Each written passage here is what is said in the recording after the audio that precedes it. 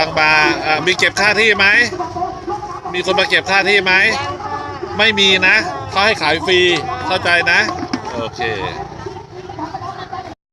ได้ไหม